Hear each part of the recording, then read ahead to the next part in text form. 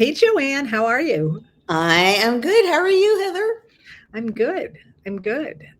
We are pre-recording this, everybody, because I'm hoping to have my family eating pancakes at 10:30 on Saturday mornings. So I didn't want to run over here, and that gives us time to play a little bit with what we're going to talk about. Indeed. And since it isn't yet the time when this will be airing, but when it does air, it will be 2 days after Thanksgiving. We are assuming a Thanksgiving related chat would be a very good thing. Well, and it's interesting. I actually was looking on social media the other day, and somebody was saying, why is it that Thanksgiving tends to have pretty clear menu items on it, and the rest of American holidays really don't? But for Thanksgiving, we all tend to have pretty similar, some idea of what kind of foods we'll have. And that made me think about the rituals that we associate with Thanksgiving. And that, of course, as an American historian, made me think about civic religion, and I would love to dig a little bit into that today. And that means the idea of rituals, events, flags, statues, uh, monuments that represent a nation and the way that people react to those things. And that along with those things bestow a sort of special sense of an usness, right? That you, I think before when we mentioned this, you sort of, I can't remember whether you used the word sort of a holiness to it, but certainly a specialness to it, that there's something that needs to be protected and guarded because it represents us in a special kind of way that isn't necessarily there every day of the year or every place where we go. Well, and Thanksgiving certainly rises to that. Once upon a time lived in London, and we were there over the Thanksgiving holiday, and we were a little bit amused because there was this sense that, this was some sort of American ritual that they didn't really understand, but they were willing to try and do everything they could to make it work. So it was a little bit funny because they're like, we're not going to intrude on you on Thanksgiving. It's like, really. I love Thanksgiving. It's my favorite holiday for many reasons, but it's not like a religious holiday that way at all. It's okay if you stop by. In fact, you're more than welcome to stop by. And it's not like we have special prayers or anything. I It's know, but just it even the name of it would make people think that, right? I have to just mention for 2 seconds, I spent a semester abroad where was I? I was in England, in the Midlands, for a I didn't semester know that. I didn't know that. Where were you? at Warwick, University of Warwick. And I decided I would make Thanksgiving dinner for my dorm hall. Let us just say that I'm not a cook. And I went to Tesco or wherever I went, and I bought all the foods, and I didn't know what I was doing. And it ended up being me and one of the people who worked in the building helping me figure out what to do with a turkey. I was like, well, there's two holes. Like, what's the good hole? What's the bad hole? It wasn't good. But I did it. I ended up making Thanksgiving. I don't know what kind of a job I did explaining why it was important, but it was the same sort of thing. It was like, we know this is important. I was like, it's important, and I will do this for you, and we will celebrate as an us. That actually was what it ended up being. We will Right. be us. Yeah. Yes, and we had the other Americans in our circle over for a Thanksgiving dinner, and it was, as I recall, I think it was the day that Margaret Thatcher stepped down. I could be Oh, making that up. It was about the time she did it. So we ended up having the TV on, which is absolutely not my usual style, but I still remember it's sort of the whole thing going on. Um, so let's do really quickly where we get a Thanksgiving, because that's an important part of the ritual, and then partly where we get the foods that belong to it, which is interesting too. right, right. So, I mean, in a sense, you could say that are you hearing? Can you hear the bird head? I was going to say the Rosie is convinced that when the word food comes up, she needs to be part of the party, but Or else or she's just maybe she's pissed off that we're about to talk about eating birds. birds. That's just what I was going to say. I'm so sorry, bird. I'm really sorry. Yeah, no, she's really got it going. Anyway, so initially, I mean, days of Thanksgiving had a long tradition, right? And they were literally what they sound like. Let us give thanks for fill in the blank. And they Um, were religious holidays. Right. Not And they were holidays giving thanks to God, right? So that there was that component to it. When in 1789, so the government just starts, apparently both houses of Congress asked newly installed President George Washington to declare a day of thanks.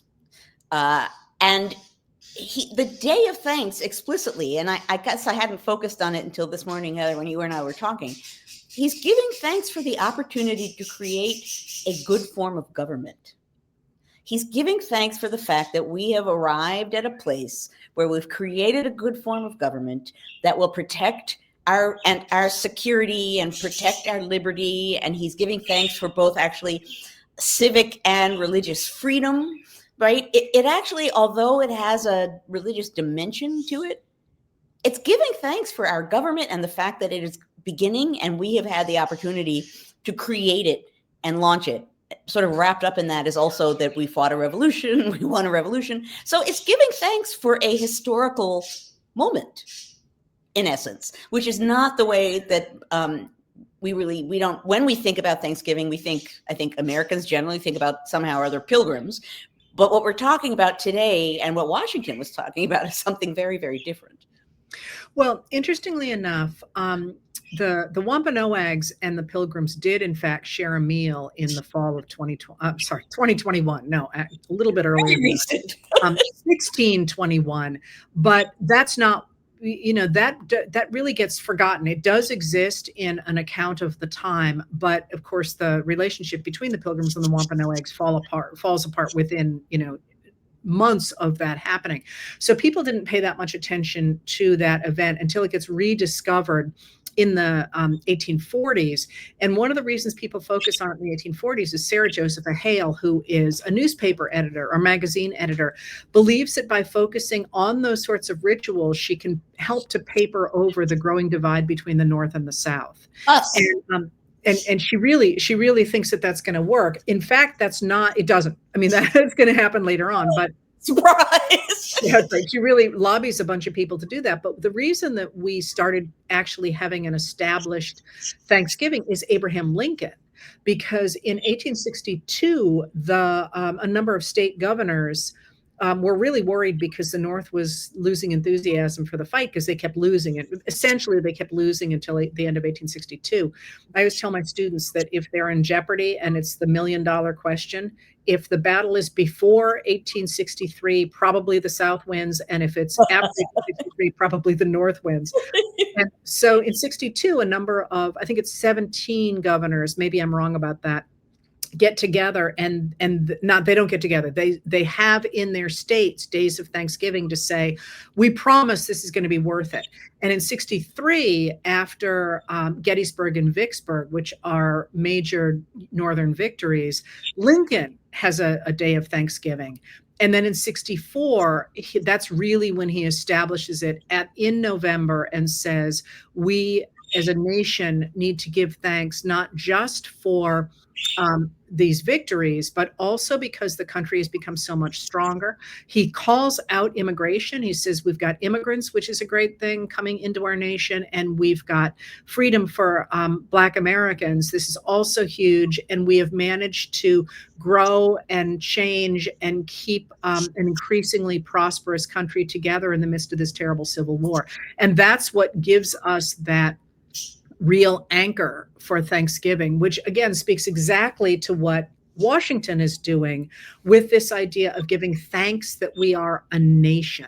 Well, right. So that's what I was going to say, is that the connecting thread between everything that we just said, Washington, the sort of mid 1840 moment, and Lincoln, is that in one way or another, they are all giving thanks for a national us. They are giving thanks for a government that thinks about us. They are giving thanks for security and liberties created by that government. They're giving thanks for the fact that we are coming together as a nation and are able to give thanks. So, again, I think we maybe in the process of making Thanksgiving a kind of civic religious holiday, we sort of stripped away the national, and we could even say political, not partisan, but political components of it.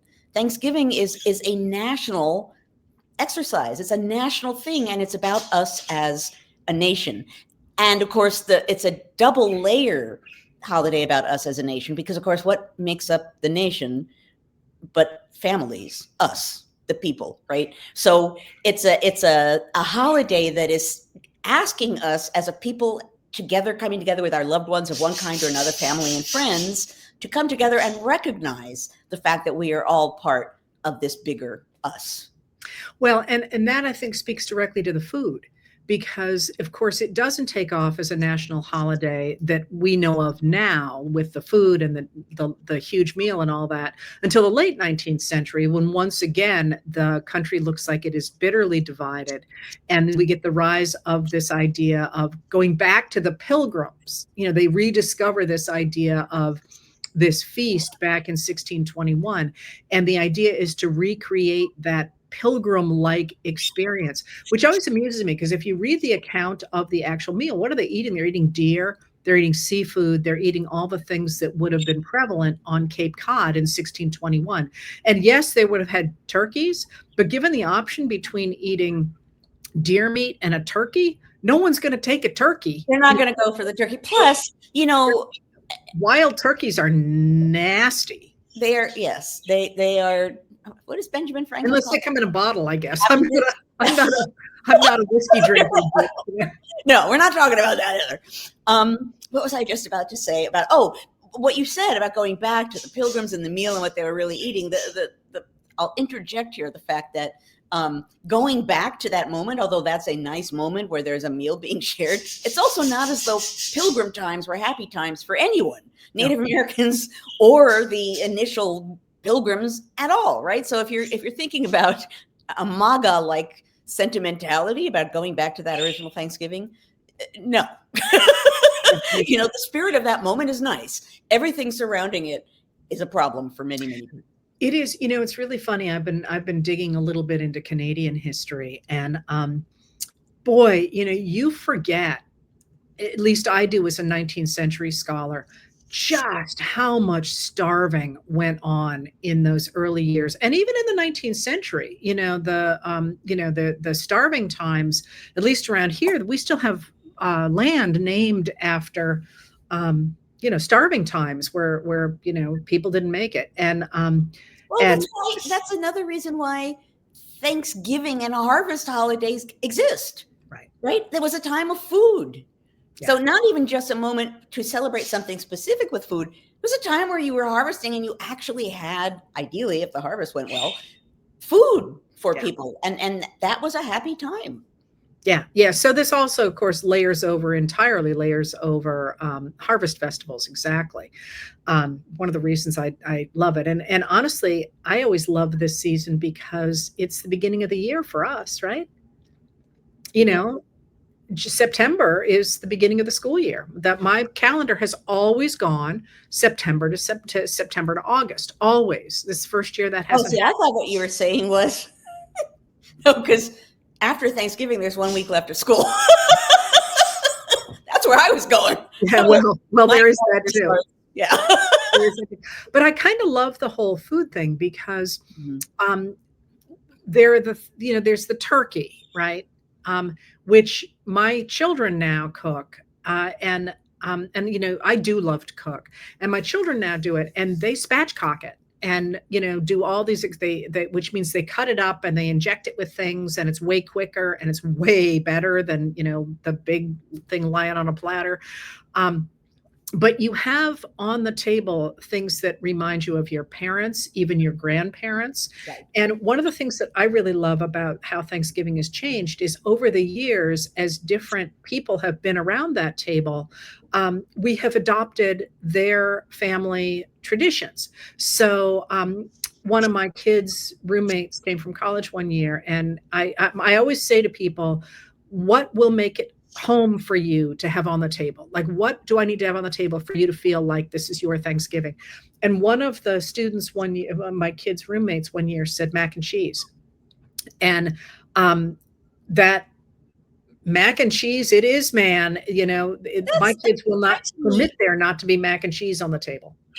But that strikes me as something I didn't have growing up, but that I see that mentioned a lot. So it has now in my head come to be a Thanksgiving food, which makes me happy because I love mac and cheese. But so it got injected in the sense into your table.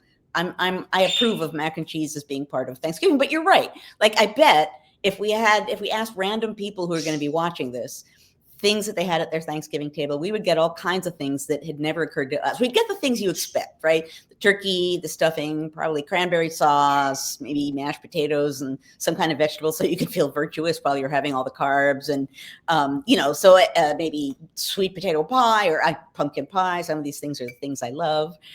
You got a happy expression on your face when I said. Just what you just said, sweet potato pie or sweet potatoes with the marshmallows on them. Yes. Totally Southern. That is totally Southern. There were no marshmallows in Plymouth, right? Well, that would be true. That would be true. Yeah. Well, right. So that our Thanksgiving tables, in ways that we don't even know, represent the nation. And that's an example right there.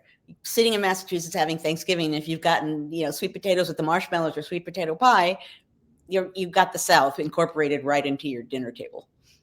Yeah. So the thing that I think is interesting about this, and even the fact we're talking about it, is that it seems to me, and I'm sort of just spitballing here, that those civic rituals, and more than just Thanksgiving, the Pledge of Allegiance, which, by the way, rises the same time we get that late 19th century rise of the Thanksgiving table. The things where we celebrate the nation really seem to me to have fallen into disrepair after the Vietnam War and after Watergate, and after the American participation in the overthrow of the Chilean government in 1973. And some of the other things that the United States was doing primarily in Latin America, but also elsewhere. There was this sense that if you celebrated American democracy, that you were somehow on the far right, that you were attacking civil liberties, you were attacking other nations, and so on. And while those things are true, those things happened, and it's really important that we have those under our belts always, losing that civic identity strikes me as being one of the reasons we are where we are, that people have forgotten how important democracy is. And that the one of the things that I feel like I am seeing more is a return to that civic identity. People who care about the nation waving flags, people talking about the Pledge of Allegiance, the things, the Super Bowl last year, the displays at the Super Bowl of Kendrick Lamar, right? I don't know. What do you think? Well, so I think that's really important, because I think, as you said, everything that you said about all of the reasons why the nation is problematic, all of those things are true. And all of those things are with us and should be with us and are part of our history, whether people want them to be or not. But all of that said, it doesn't mean that we surrender our sense of civic identity. It doesn't mean we surrender the fact that it's our flag. It doesn't mean that we surrender the fact, actually, that we love our country. Even for all that it's done, we believe it can be better. That's why you and I are here week after week, right? We want to be better than this moment. We can be better than this moment. So I think you're right that there has been a tendency to kind of feel a discomfort with owning those sorts of things, waving a flag, because it suggests blind, thoughtless, heedless patriotism, or saying I love my country because it suggests you're erasing or ignoring all of the things that the nation and its various parts have done that are ugly and bad. But I don't think you can properly love your country without owning all of those things, right? Our country is an entirety. Our country is something that has done good and bad. And in a sense, if there's a moment, if there's a time when we should be able to come together and give thanks for where we are and what we have, and acknowledge everything that we've overcome to get to this point and the things that we still need to come together for going forward, Thanksgiving should be that kind of a time. So in a sense, Thanksgiving is, yes, a time to give thanks for what we have. It's also a time to give thanks for what we've overcome, and to give thanks for the fact that we are a we, that can do that, be that moving forward to get past the things that we need to get past.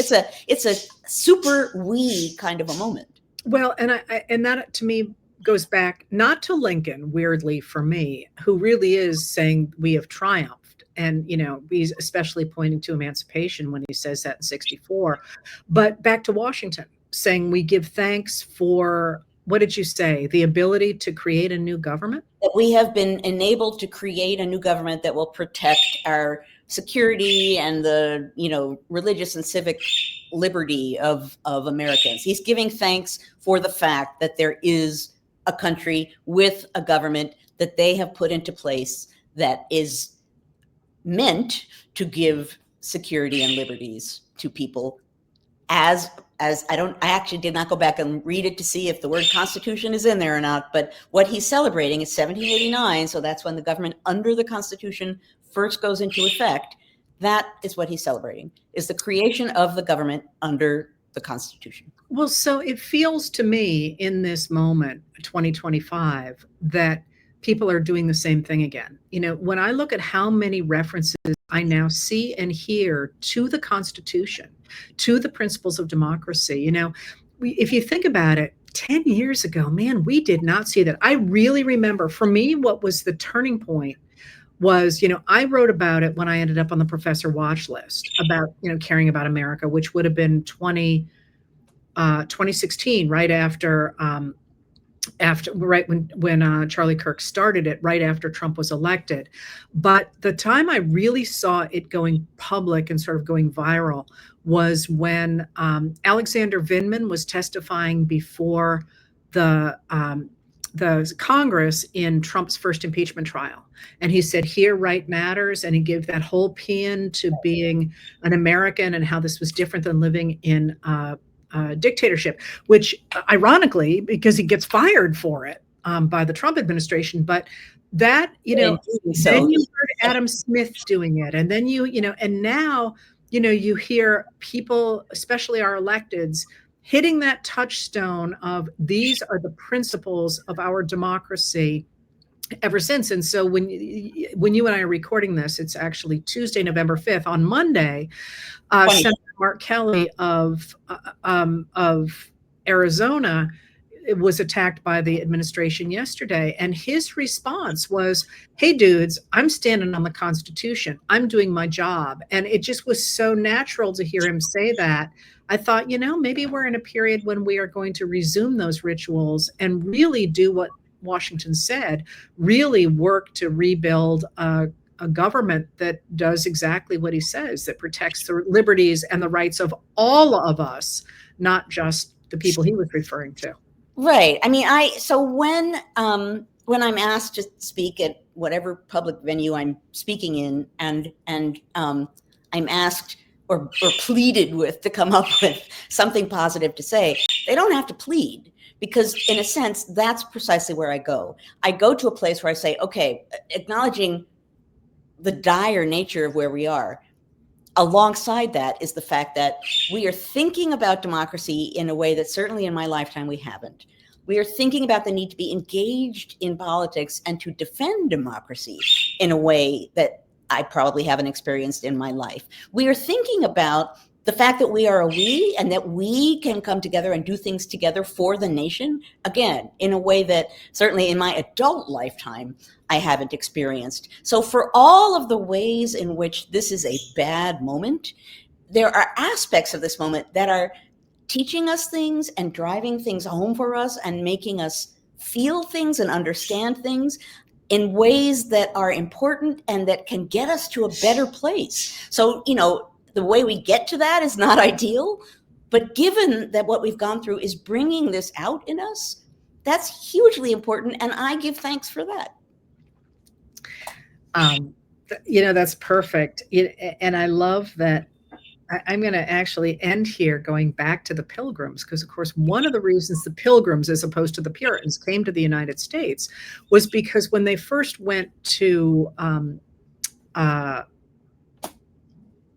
when they first left England and went to the Netherlands, they what they discovered is that their kids sort of fell away from the faith because they didn't have enough pressure on them to continue to worship God in this very profound way. They were becoming mariners, for example, because it was a really big trading port where they were.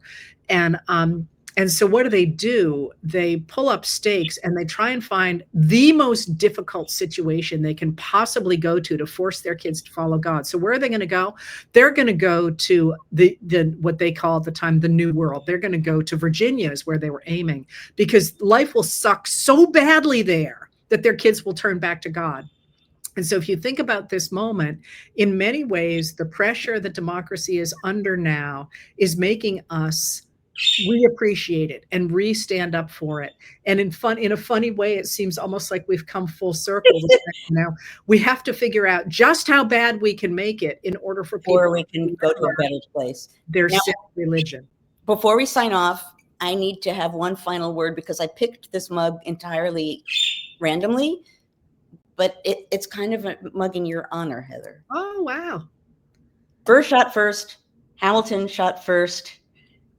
I don't know what you heard, but whatever it is, Jefferson started it. Oh, that is absolutely perfect. That is great.